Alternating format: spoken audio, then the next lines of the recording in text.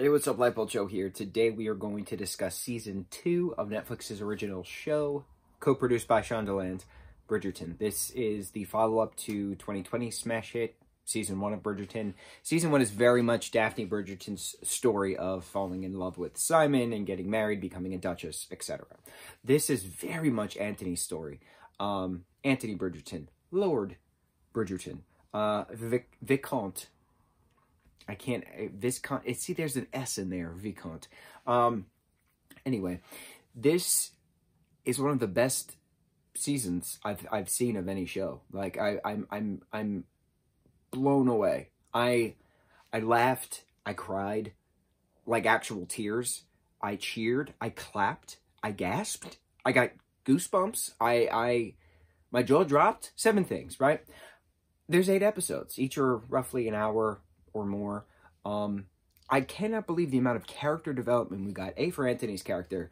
B, for Kate Sharma's character, who is introduced within the 2nd season, sister of Edwina Sharma, who is named the Diamond of the season as per the Queen of England. And so, you know, she's out to find her Vicomte and, you know, gets the eyes of Anthony, but Anthony is just fighting with Kate the entire time. But then, like, it's vexing, but it's loathing, but loathing and vexing leads to love and admiration. All those different layers of love, right? The whole takes your breath away. They're the only people that matter in the room. Of course, there's other scandals. Penelope is you know, still doing her Lady Whistleton thing, and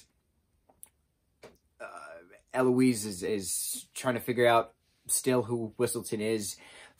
Starting to try to be her own person, women's rights, but then also she's starting to fall for this, you know, printer, Theo, who's a commoner, so of course that can't be a thing. But it's it's talking about the social classes, it's talking about gender equality, it's talking about love. Love is love. Doesn't matter who this person is, you know, they will take your breath. They're the only thing that matters for you at that present moment.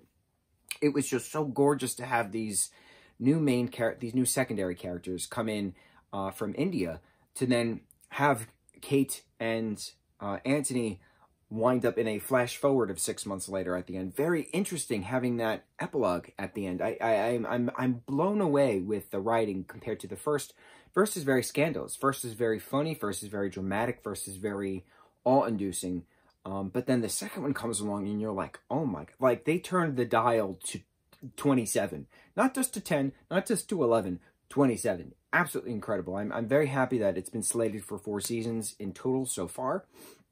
I think there's a musical coming out. I can't remember off the top of my head, but it feels like a stage production. It feels like a play at certain points where it's just so overdramatic and very scandalous and breathtaking. And you feel like a peasant watching this. And then after you like, an episode ends and you go do something, you're like, you have to, like, you feel like your posture's, like, you have to correct your posture. Like, we're all used to, like, slouching kind of thing, right? Like, this and that, right? Shoulders forward, back arched. But, like, watching this, I have to, like, keep my back erect and, like, chin up. Like, I feel like an idiot without doing this now. Like, it's so interesting how shows work. I think what got me the most is that in society, right, modern society, even compared to the early 1800s when this is, you know, taking place, men are supposed to be strong and tough, and boys don't cry, and boys don't have emotions, right?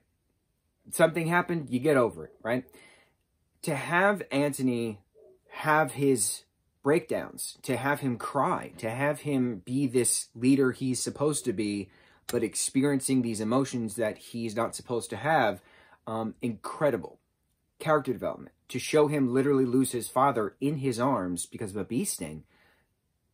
And what happens next about being the next Lord, being the next Viscount. Like, what does that mean, being the Viscount, being the Viscount of the family? What next? What happens next?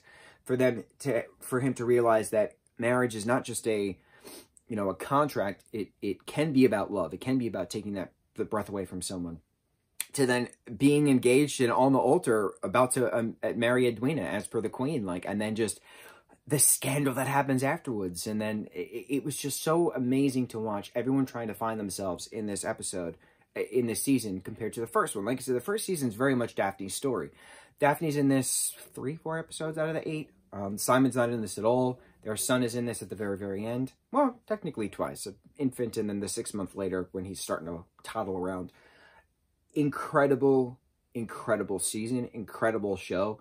I don't get speechless very often while watching stuff. And this is a beautifully well-crafted show with amazing costuming, amazing cinematography. Bro, the scenes are never just stationary. There's always like a focus in or a pan around something. You just feel so immersed in this world that they've created, and it's just so beautiful and it's gorgeous. The aesthetic is astounding. The aesthetic is astounding. That is the beautiful summary of Bridgerton Season 2. The aesthetic is astounding. That is all I will say. Mucho mahalo.